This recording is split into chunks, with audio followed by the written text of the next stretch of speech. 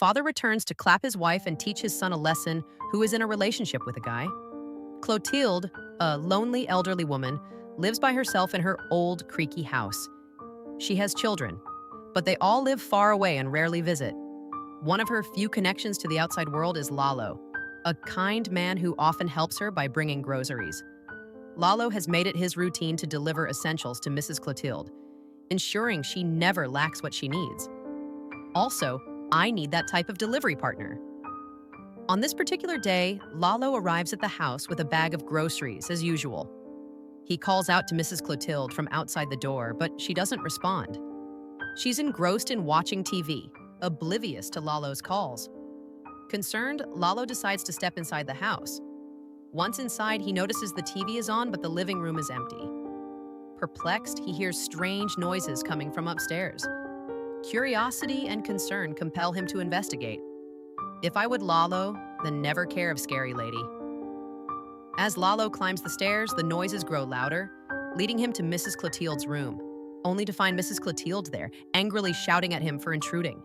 She's in the middle of changing her clothes and scolds him for not respecting her privacy. Embarrassed, Lalo apologizes and steps back. A little later, Lalo busies himself unpacking the groceries. As he puts items away, he struggles with the upper cabinet, which refuses to open. While he's distracted, he hears an unsettling sound behind him.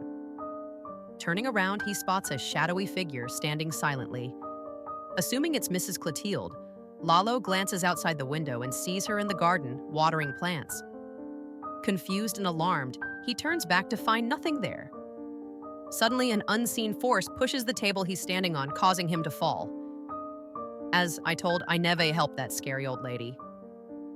The story shifts to a new character, Aurora, Mrs. Clotilde's daughter. Aurora is dealing with her own set of problems.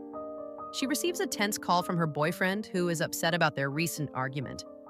Their conversation reveals cracks in their relationship, with her boyfriend suggesting that they take some space to work on their issues. Aurora's day grows more stressful as she's haunted by a recurring dream.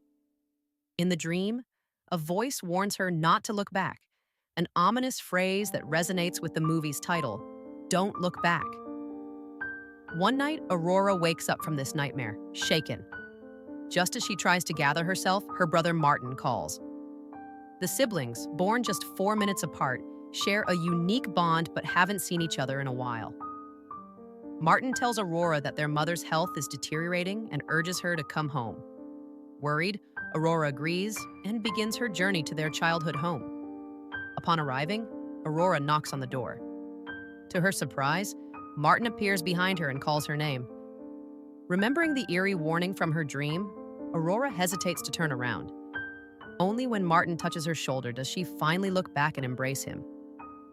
Martin explains that he arrived at their mother's house the day before and shares grim news about Lalo. He tells Aurora that Lalo died after a fall in the house, but Mrs. Clotilde seems unaware of the tragedy. Aurora is deeply unsettled. Inside the house, Aurora notices something odd. Every photograph of their father has been altered. His face has been cut out. When she asks her mother about Lalo, Mrs. Clotilde's response is disjointed, a result of her worsening dementia. She insists Lalo was fine but can't provide clear details. The siblings discuss their mother's condition. A doctor had warned them that her dementia was advancing rapidly. With their mother's safety and care in mind, Aurora and Martin face a difficult decision. One of them will need to take her in. However, neither sibling is willing to take on the responsibility. Martin argues that he can't bring their mother to his place because his roommate has a cat and Mrs. Clotilde despises cats. He also mentions that he's undergoing therapy for mental health issues, making it impossible for him to care for her. Aurora, on the other hand, refuses to take her mother in due to her small living space and ongoing relationship troubles. The siblings are at an impasse. In the midst of their discussion, Martin reminisces about their childhood and their father. He recalls vague memories of a trip to Camp Lake, but admits he doesn't remember much about their father except for one haunting incident. He vividly recalls seeing their father on the stairs shortly before he fell to his death. The memory lingers like a shadow over their family. Later, Aurora retreats to her old bedroom, which remains untouched from her childhood. As she looks through old photos, she's startled by a reflection in the glass. It's her younger self crying silently. Terrified, Aurora quickly looks away. A chilling voice echoes in her mind, repeating the warning, "Don't look back." That evening, Martin prepares dinner for the family. As they eat, Mrs. Clotilde makes a strange comment, asking Aurora to serve food to her father. When Aurora reminds her mother that their father has been dead for years, Mrs. Clotilde brushes it off, claiming Aurora's anger toward her father is unjustified. She accuses her daughter of holding on to bitterness and insists that they should focus on moving forward instead of dwelling on the past. This sparks an argument, with Aurora growing increasingly frustrated by her mother's refusal to accept reality. After dinner, Martin steps outside to talk to his roommate, George. Their conversation reveals that Martin and George are in a relationship. When Aurora joins them, she informs Martin that their mother's delusions have become dangerous. She urges him to find a nearby nursing home immediately. Aurora admits she can't stay at the house much longer due to her own personal issues. Later that night, strange events begin to unfold. While Martin is in the kitchen, he hears a spoon clatter to the ground. As he picks it up, he catches a glimpse of a ghostly figure behind him. The apparition disappears as quickly as it appeared, leaving Martin shaken. Soon after, the kitchen window shatters on its own, further heightening his fear. Meanwhile, Aurora is awakened in her room by an eerie presence. A ghostly figure emerges from her closet and approaches her bed. Paralyzed with fear, Aurora remembers the warning from her dream and resists the urge to look back. Instead, she cautiously gets up and scans the room, finding no one there. The incident leaves her deeply unsettled. Aurora calls her boyfriend, Juan, and explains her situation. She tells him about her mother's illness and her plans to move her to a nursing home as soon as possible. While Aurora is on the phone, Martin encounters another unsettling event. After stepping out of the bathroom, he hears noises coming from another room. When he investigates, he finds their mother hiding behind a curtain. Martin cautiously approaches her, only to hear her accuse him of plotting to send her away. Mrs. Clotilde demands that he promise never to force her out of the house. To calm her, Martin reluctantly agrees. Aurora doesn't remember much about his childhood, or so she claims. Her mother, Mrs. Clotilde, gently reminds her that her father was a good man, a man who always put family first. She insists everything he did was for their well-being and encourages Aurora to honor those memories. However, she offers an odd piece of advice. Never look back. Your father didn't like it. Though the statement seems innocent enough, it carries an eerie undertone, as if a warning wrapped in nostalgia. Meanwhile, Aurora, Martin's sister, chats casually with people at the nursing home, appearing distracted. Later, Martin and Mrs. Clotilde are watching TV when Aurora returns. She pulls Martin aside, explaining their mother has overheard their plan to admit her into a nursing home. Aurora has already made arrangements for this, but Martin hesitates. Aurora tells him bluntly, "I can't stay here anymore. You must understand. I have to leave." Martin confides that something feels off about their mother. He mentions strange events, like her appearing suddenly in odd places, or the window breaking inexplicably, seemingly caused by a raven slamming into it. Aurora brushes it off, citing the therapist's words about how being around old houses or memories can stir up visions. Their conversation takes a chilling turn when Martin reveals a ring he found, which Aurora recognizes as their father's wedding ring. Martin laughs nervously, reminding her their father was buried with that ring. Determined to uncover the truth, Aurora convinces Martin to join her on a trip to their father's grave. At the graveyard, unsettling memories of childhood and their father's death resurface. Aurora mentions that their father choked on a piece of plastic. When they locate the grave, they are horrified to see it has been disturbed. Suddenly, a whistle pierces the air, and Aurora notices a figure watching them from afar. Terrified, they rush back home.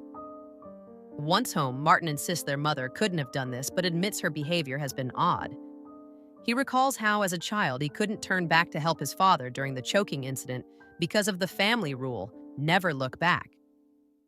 Aurora reassures him, saying he only followed what their father taught them.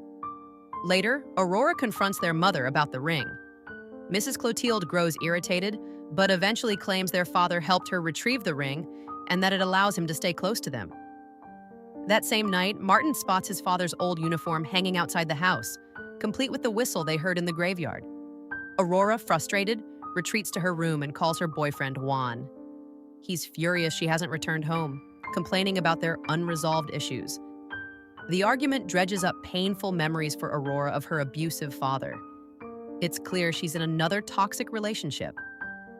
Elsewhere in the house, Martin secretly meets his boyfriend George, and they share an intimate moment. Meanwhile, Mrs. Clotilde, lying in bed, seems possessed by her husband's spirit and is soon involved in a horrifying encounter with George. As he tries to leave, she tricks him into helping retrieve something from under the sofa before violently attacking him.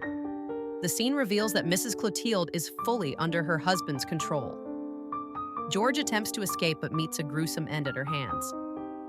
That night, Aurora dreams her mother is biting her toes. She wakes up, startled, to find her body aching and covered in mud, as if someone had been on top of her. Shaken, she takes a shower to compose herself. Meanwhile, Martin grows concerned when he doesn't hear back from George. Martin recalls a traumatic childhood memory where his father caught him kissing a boyfriend. His father's anger was violent and relentless, shaping Martin's guilt and fear. He stumbles upon an old photo of himself with his boyfriend, with their father's ghostly figure lurking in the background. Determined to leave the house, Aurora packs her bags, but the sound of her father's whistle blaring from the radio convinces her to stay and protect Martin. Returning home, she sees their mother has hung their father's clothes on the gate. Mrs. Clotilde cryptically tells Aurora, "Your father never left the house." Aurora tries convincing Martin they need to leave and send their mother to the nursing home, but Martin dismisses her concerns as delusions. Suddenly, Mrs. Clotilde traps Aurora in the bathroom, mocking Martin from the other side of the door. When Martin finally breaks in, he finds Aurora trembling in fear. She shares the full extent of her trauma, recounting their father's abuse and its lasting scars. That night, Martin finds a witchcraft book and a blood-stained note suggesting their father's spirit is still tied to the house. The siblings realize their mother may have played a role in summoning him back. Outside, Martin hears a whistle and discovers George's car, but also his father's spirit confirming George's death. Terrified, Martin rushes back inside, only to be attacked by the spirit. Aurora hears the commotion and finds Martin tied to the dining table. Their mother dresses George's corpse in their father's clothes, allowing his spirit to possess it. Their father's spirit, now in George's body, begins beating Martin, enraged by his affair with Boy. Aurora tries to intervene but is overpowered. Summoning her courage, she faces her trauma head-on and stabs the possessed George, allowing her and Martin to escape. As they flee, Mrs. Clotilde tries to stop them, claiming their actions to call the spirit were justified. When their father's spirit attacks again, Martin severs its fingers, and the siblings finally break free. On the way, Aurora receives a call from Juan, who berates her for staying away. Finally fed up, Aurora hurls insults at him and ends the call, severing ties with another abusive figure in her life. In the end, Martin and Aurora leave the house behind, vowing to start anew. Mrs. Clotilde remains, trapped in the clutches of her husband's spirit. A mid-credit scene shows her wandering the streets, mumbling about calling her family back, hinting that her torment isn't over, and neither might be theirs. If you like this movie, then don't forget to subscribe to the channel.